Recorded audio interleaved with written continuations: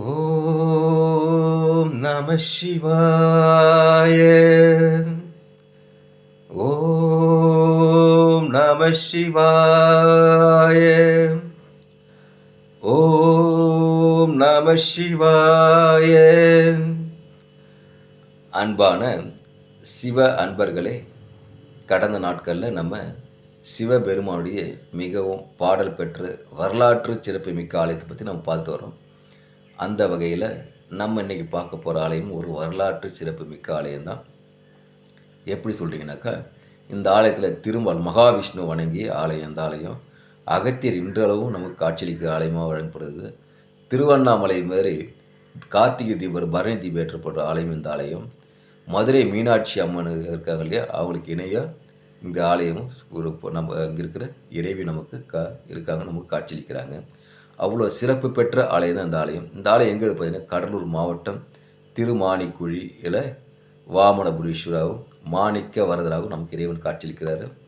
இறைவி பார்த்தீங்கன்னாக்கா அம்புஜாட்சி, மாணிக்கவல்லி, உதவியே நாயகி.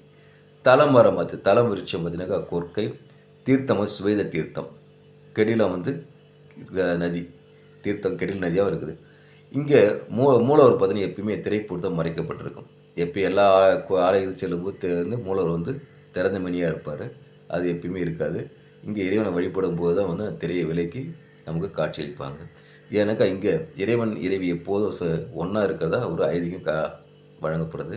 இங்கே பார்த்தீங்கன்னாக்கா அர்த்தஜாம பூஜை, பள்ளியற வழிபாடு என்பது இங்கே தனித்தனியாக கிடையாது.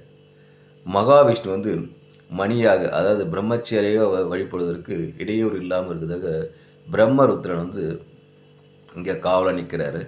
தீபாராதனை மட்டும் திரையை விளக்குவாங்க. திரையை விளக்கும் போது அந்த திரையில் பீமருத்ரனுடைய திருவுருவம் பொறிக்கப்பட்டிருக்கும். அங்கே அழகிய சிவலிங்கம், ஆவுடையான சிவலிங்கம் நமக்கு காட்சியளிப்பாங்க. அந்த நேரத்தில் சிவபெருமானை வணங்கிட்டால் நம்ம எல்லா பேரும், நமக்கு தேவையான பேரெலாம் அடையாயிரும். இங்கே அந்த திரையில் பார்த்தீங்கன்னா பிரம்மருத்ரனுடைய உருவம் தீட்டப்பட்டிருக்கு. இந்த ஆலயத்தில் வரலாறு என்னன்னாக்கா, திருமால் அது வாமன அவதாரம் எடுத்து அங்கே அந்த பகுதியை ஆட்சி செய்கிற மகாபலி சக்கரத்தில் 3 அடி நிலம் கேட்குறாரு. அப்படி 3 அடி நிலம் கேட்கும்போது மகாபலி சக்கரவர்த்திக்கு ஒரு கர்வம் வருது. தன் ஆட்சி பரப்புக்குள்ளே இருக்கிற இடத்துல ஒரு குள்ள மனிதனுக்கு 3 அடி நிலம் எனக்கு கொடுக்க முடியாதா சொல்லிட்டு 3 அடி நிலம் எடுத்துக்கோன்னு சொல்கிறார். அப்போ அரசரவைகள்லாம் சொல்கிறாங்க, அரசே இது தவறாக தெரியுது, நீங்கள் ஒத்துக்காதீங்கன்றார். அவர் என்ன பண்ணுறாரு, இல்லை தனக்கு ஒரு இழுக்கு இந்த 3 அடி எடுத்துக்க சொல்லி சொல்கிறாரு.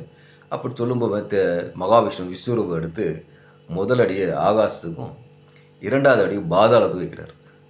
3வது அடி எங்கே வைக்கிறது, மகாபலி சக்கரவர்த்தி தலையில் வைத்து அவனை அழிக்கிறார். மகாபலி சக்கரவர்த்தி அழித்த பாவத்திற்கு என்ன பண்ணுறார், இங்கே ஒரு குழி போன்ற குழியை தோன்றி இங்கே இருக்கிற சிவபெருமானை வழிபடுறார் பாவத்தை போக்குறதுக்காக. அதனால தான் இந்த ஆலயம் குழி ஆலயம் சொல்கிறாங்க. சரி, மாணிக்குழி திருமலனதில் மாணிக்குழியாக இருக்குது இந்த ஊர் விளங்குது. அப்போது அந்த மாணிக்குழி ஊருக்கு திருநானச்சம்பந்தர் திருமாலுக்கு உதவுவதால் அவருடைய பேர் சேர்த்து மாணிக்குழியை நமக்கு காட்சியளிக்கிறாங்க. இங்கே இன்னொரு வரலாறு என்ன சொல்லுதுனாக்கா, அத்ரி என்ற வடநாட்டு வாணிகர் அந்த சரி வியாபாரம் செஞ்சு முடிச்சுட்டு கையில் பொருளால் செல்வத்தை கொண்டு வர்றார். கொண்டு வர வழியில் பார்த்தீங்கன்னா மிகப்பெரிய அந்த வழியில் பார்த்தீங்கன்னா மிக கரடமான காடு இல்லையா. அப்போ என்னன்னாக்கா திருடர்கள் பயம் அதிகமாக இருக்குது. அப்படி திருடர்களும் இந்த அத்திரியை தாக்க முற்படும் போது, வழிப்பறி பண்ண வரும்போது அத்திரி என்ன பண்ணுறாரு, சிவபெருமான் நினச்சி ஒரு பதிகம் இல்லை, சிவபெருமான் நினச்சி மெய்யார் உருகி காப்பா சொல்லி வணங்குறாரு. அப்போ சிவபெருமான் அந்த அத்திரிக்கு வியாபாரியான அத்திரிக்கு உதவியதால் அங்கே இருக்கிற இறைவனுக்கு உதவியே நாயகர் சொல்லி நமக்கு ஒரு பேர் இருக்குது. இன்னொன்று பார்த்தீங்கன்னா, இங்கே திருவண்ணாமலை மாதிரி தமிழகத்தில் 2 இடத்துல தான் மகாதீபம் ஏற்றப்படுது கார்த்திகை தீபத்தில். அப்போது திருவண்ணாமலைக்கு நிகராக இந்த ஆலயம் போற்றப்படுகிறது. இங்கே மலையில் மகாதீபம் ஏற்றப்படுது, பரணி தீபம் ஏற்றப்படுது.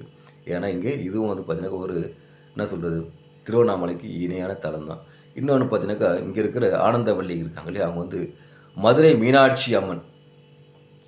மீனாட்சி அம்மன் ஆலயத்தில் இருக்கிற அதே கோலத்தில் இங்கே நமக்கு காட்சியளிப்பாங்க. அதே பார்த்தீங்கன்னா அதே சக்தியோடு நமக்கு இங்கே காட்சியளிக்குது. மிகப்பெரிய சிறப்பு. இங்கே பார்த்தீங்கன்னாக்கா முருகர் பார்த்தீங்கன்னாக்கா 12 திருக்காரங்களோட வள்ளி தேவன் நமக்கு காட்சியளிக்கிறாங்க.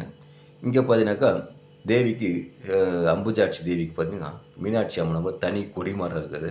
அந்த கொடிமரத்துக்கு முன்னாடி பார்த்தீங்கன்னாக்கா காலபைரவர் காவலாக இந்த அம்மனுக்கு காவலாக நிற்கிறார். இதனால் அப்புறம் முனிவர்கள், ரிஷிகள் இவங்களாம் வந்து வணங்கி வழிபட்ட ஆலயமாக இந்த தலம் வழங்குது. திருவண்ணாமலை மாதிரி என்ன சொல்றது, அக்னி தலமும் தலம் விளங்குது. இவ்வளோ சிறப்பு பெற்ற தலம் வந்து வேறு எங்கேயும் இல்ல. கடலூர் மாவட்டத்தும், கடலூர்லேருந்து ஒரு 10 கிலோமீட்டர் தொலைவில கடலூர் மாவட்டத்தில திருமாணிக்குழி என்ற ஊர்ல அந்த ஆலயம் அமைஞ்சிருக்குது.